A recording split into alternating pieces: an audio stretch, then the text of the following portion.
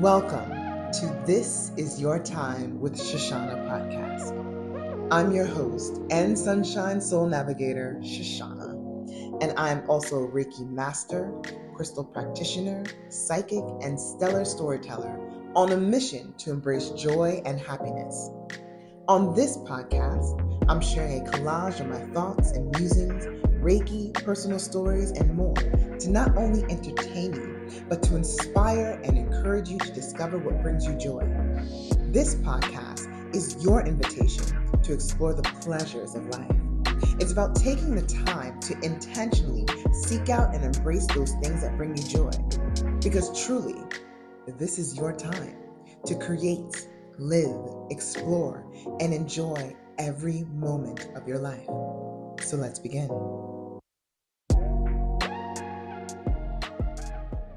I was never into reading comic books when I was younger.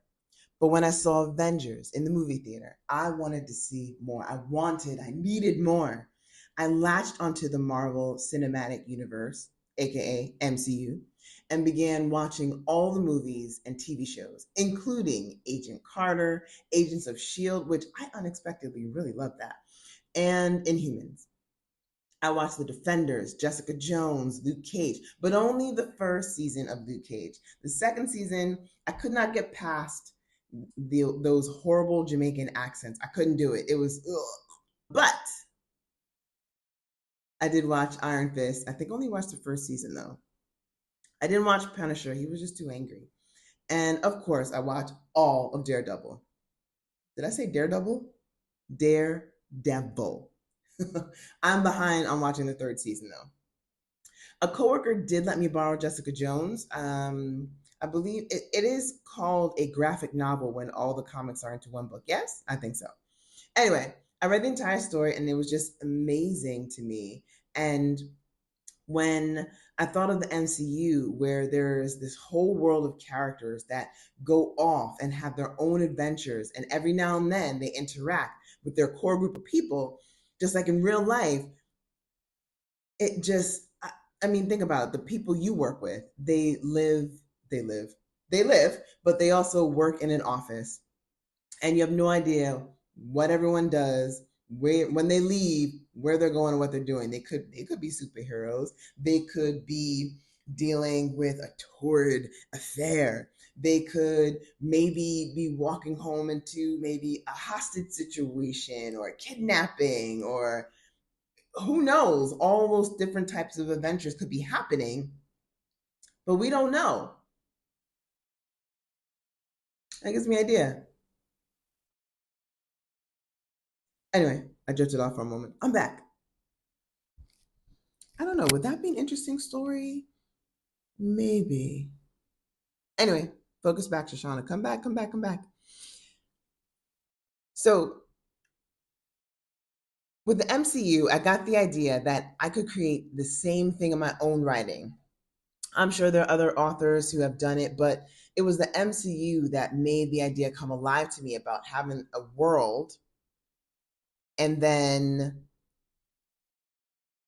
just staying in there and just watching the other characters go and live their lives and do and have experiences and then come back. Like, you know, how they do with, Iron Man has a story, Captain America has a story, Hulk has a story, Thor has a story, the Guardians, and then they have the Avengers. They come together, and same thing like with Jessica Jones, Iron Fist, Daredevil, Luke Cage, the Punisher. Well, I don't think the Punisher was in that time. They came together as the Defenders. It's just they come together. They reference the other shows. Even in the beginning of Agents of S.H.I.E.L.D., those stories would happen around the big movies. And it was just how it all intersected and connected. I'm just fascinated by it all. And I was like, ooh, I want to do this because I already had a main character that I was thinking about for the longest time. And then when I witness the MCU and how it expands. I knew nothing about it. Like Stan Lee, oh my gosh. When I saw that, I was like, oh my goodness, that's something I could do. And then I had other characters come alive from the story around the main character that they could interact with. And I had their names. And then I got so excited and I started testing out the idea by beginning to write flash fiction stories about them. And that's what's so stellar about stories, whether they are movies, books, songs, they spark something in you, be it love, fear, if it's a good horror book, rage, or even curiosity. Because I know maybe even right now you're reading a book or you're watching a show or seeing a movie and felt angry at a character for how they were behaving. Game of Thrones. It's still the best daggone show I've ever seen. I know the ending was bleh, but for me, it does not wipe out the brilliance of the rest of the show. And speaking of which, I think I'm due for a rewatch because every week people came together and hated King Joffrey, first of his name. He was awful. Then there was Ramsay. There are people you were rooting for. But that story had millions around the world invested. I even participated in a show with friends that we streamed called Dames on Thrones to go over the episodes. It was so much fun. The show, so good. I really wish that I could rewatch the entire season, including the ending, as if for the first time. That's how good. And the only way that I get to do that is through somebody else's eyes, as I bring somebody else to watch the show. But I love it. I think it's so good. Anyway, songs are stories too. Think all I wanna do is have some fun. I got a feeling I'm not the only one, by Sheryl Crow, telling a story of happenings in a bar. Then there was I got this feeling and I just can't turn it loose. That somebody's been getting next to you. I don't want to walk around knowing I was your fool. Cut to the chorus. Somebody's sleeping in my bed, my bed, my bed. Somebody's taking my place. Somebody's Sleeping in My Bed by Drew Hill, saying exactly what the title's happened. It's a story about somebody who was sleeping in his bed.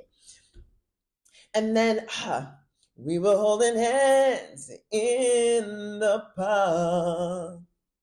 We had to hurry home before it's dark. I can't wait to see your smile again. And I love the time we spend. Cut to the chorus. I just want to be alone with you. Cause there's nothing else I'd rather do. Alone with You by Tevin Campbell, talking about little budding romance. It's so beautiful.